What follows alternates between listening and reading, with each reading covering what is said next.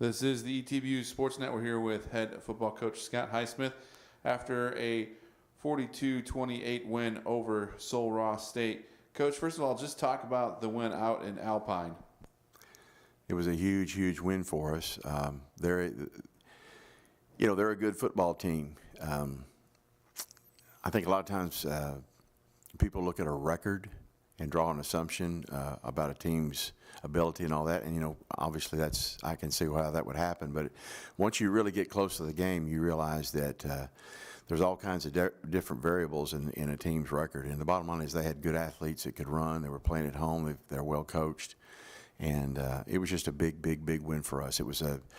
It's always an obstacle to go to that part of the country and play, and especially at night, because now you're facing that long trip home at night and in the wee hours of the morning. But our kids handled it, I think, as well as they possibly could, and I'm real proud of them. Coach, with the win, you have 6 wins on the year now. Guaranteed winning season for ETBU, 3rd straight for the program, first time ever for that. Talk about the culture change happening at ETBU. Well, changing culture is just the most difficult thing you can try to change because, so much of athletics is mental.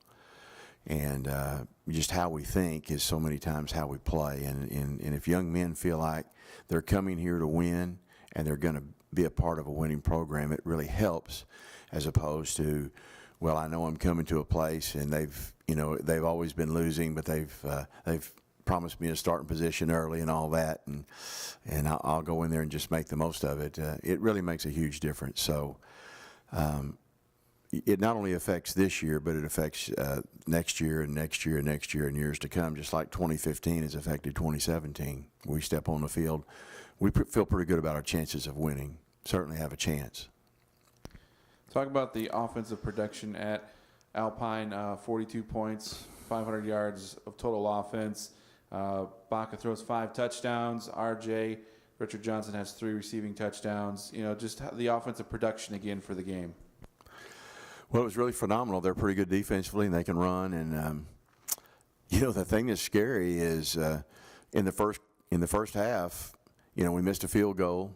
We had an interception. I think that was within the 20-yard line. We fumbled the ball on their 2 going in, and we're still at 14-7 against a good football team. And when you think about the possibilities of what the score could have been had we avoided those 2 turnovers and a field goal that was makeable for our great field goal kicker, it's there's a possibility it could have been 31-7 at the half or something like that, and then putting together a back-to-back half would have been really, really unbelievable. So we played well. Brian threw the ball well. Our receivers caught the ball, but I was so proud of our running game that for really the first time this season, I just really felt like our running game was the type of running game that we really wanted to have. And, our offensive line did a great job. Our running backs, we played a couple of freshman running backs, and they ran hard and ran well. And, we made some personnel changes, and it really paid off. Talk about the defense. You guys had 4 turnovers in the game, 3 interceptions, 1 fumble recovery. You lead the conference in the turnover ratio. Had several stops on 3rd down, 0 for 2 on 4th downs for Sul-Ross. Just the play of the defense in this game. Well, we can't say enough. Our defense has been improved all year. I don't care what scores happen in what certain games. I knew as far as the total product and as far as the year-in, year-round product was concerned, we were better. And I think it showed up the other night. People play good offense these days. Some of the rules have been changed, and it gives offense the advantage. And it's kind of the fad, kind of the in thing to score points now.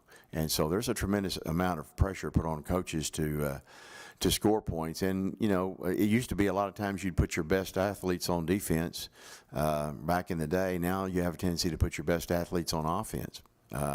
If you find that out in recruiting. You go out and looking for great DBs. It's like, well, you can find 45 receivers, but maybe only 2 DBs or offensive linemen or a premium. But what about defensive linemen? So, what I'm saying is the whole culture of football has changed in the favor of the offense.